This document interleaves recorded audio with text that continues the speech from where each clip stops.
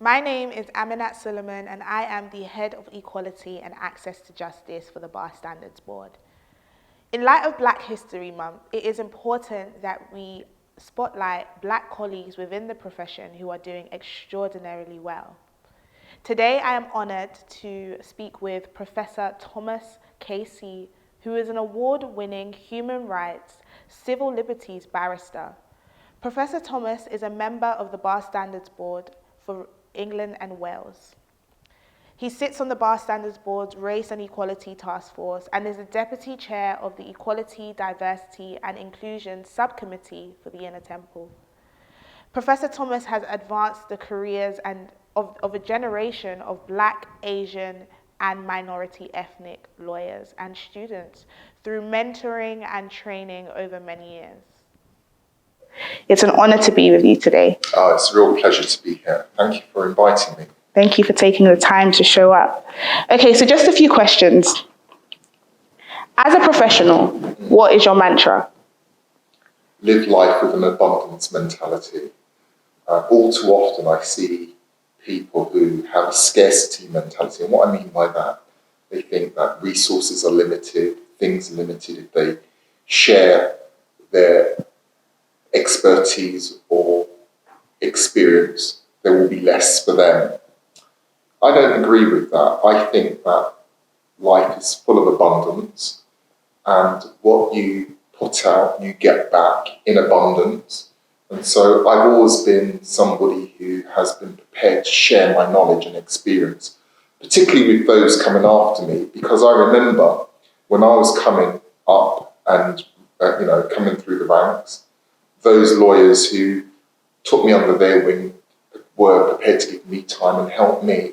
So I think that has helped me have the abundance and benefits I have today. So it's important for me to put that back out. Yeah, I mean, I think it's really key what you said about, abundance and there being enough for everyone. And it's a brilliant mantra to have. My next question for you is, who is your biggest inspiration and why? And now this could be professionally or within your personal life, either or. It's an easy question. My biggest inspiration is my mum. I would not be here but for my mum. And she has taught me so many lessons in life. But I think the biggest thing I take away from my mother is the fact that she never gives up. She is the most hardworking person, and if she sets herself a project, she will see it through. And that's such a fantastic lesson to learn, the discipline of finishing what you start, and that's what Mum has taught me. Wow, I mean, that's brilliant. I think it's also very amazing to be able to credit your mum in this way, and it says a lot about you and your character. That you've recognized her input. My next question for you is, what is the biggest challenge that you have faced as a result of your identity, and how have you been able to overcome it? So I suppose others thinking that I'm not good enough, often based on an assumption because of the colour of my skin. And that's really been challenging over the years. The way I overcome that is by using what I describe as black effort. In other words, to achieve the same results as my white counterparts, I have to double the effort. In other words, work twice as hard because I'm black. Yeah. I mean, I think this is something that we struggle with across board. And you definitely took me aback by your response, because I can relate to it and I fully understand it. So I definitely think that is something that we've had to work twice as hard our entire lives. And we're told by our parents growing up that you need to put in the effort, you need to put in the extra effort, in fact, so you can, be top of the class or even just be mediocre or just acknowledged. You need to put in the extra effort just to be considered as keeping up with the class. Yeah. And some might find that hard. Some of some of my white counterparts listening to that might find, that difficult thing to hear. But that's my lived reality. Yeah. What advice would you give to a young Black person who's watching this now? I suppose this is an advice I'd give to any young person, but particularly if you're Black or a person of colour. If you want to be successful in this career, the one thing you have to do is you have to find somebody who's successful and model them. And so the best way of doing that is to find a mentor. Now, the good news is there are many successful, generous barristers in the profession who have an abundance mentality and are prepared to put in the time and become a mentor. But this is what I would say to, you'll forgive me if I describe them as youngsters. I'm not describing them as youngsters in terms of their age, but just in terms of people who are new to the profession. So, whether you're a mature student, whether you're a fresh-faced, person just out of university who's turned 21, 22. This applies to all equally. If you approach somebody and you ask them to be a mentor, it's really important that you do the things that they ask you to do. There have been times that people have approached me and asked me to mentor them, and I've agreed to do that happily. It's not a problem. And I've said to them, you know what, you'll really get a lot out of reading this book or reading this article. Let's meet in 3 weeks' time and discuss what you've got out of that article. And then 3 weeks comes and goes, and either the person who wanted me to mentor them doesn't come back, or I meet with them and they haven't read what I've asked them to do. And I find that really disappointing because they've approached me for help. I've given them the help which I think will really assist them. For whatever reason, they haven't done what they've been asked to do. And that's really disappointing. So if you're going to listen to this particular piece of advice and find a mentor, do what your mentor says. Because they're doing it for your benefit, not for their own. I think that's a brilliant response. And I think that you said it extremely well. I think it's important to be someone who's willing to learn. And it's very important to also respect people's time. Yes. I think time is extremely important. And when someone sacrifices their time for you, it says a lot about what they think about you. So it's important to honor that. And I think this leads me on to my next question, which is, if you had all the resources to, what would you do to change or influence your profession to make it more equitable? Oh, that's a hard one.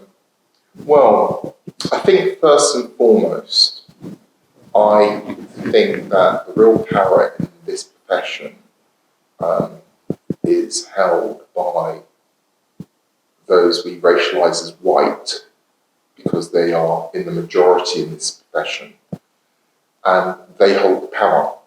And there's very little that people of colour and black and brown people can do in terms of getting into positions, because we can qualify, we can place ourselves in the right position, we can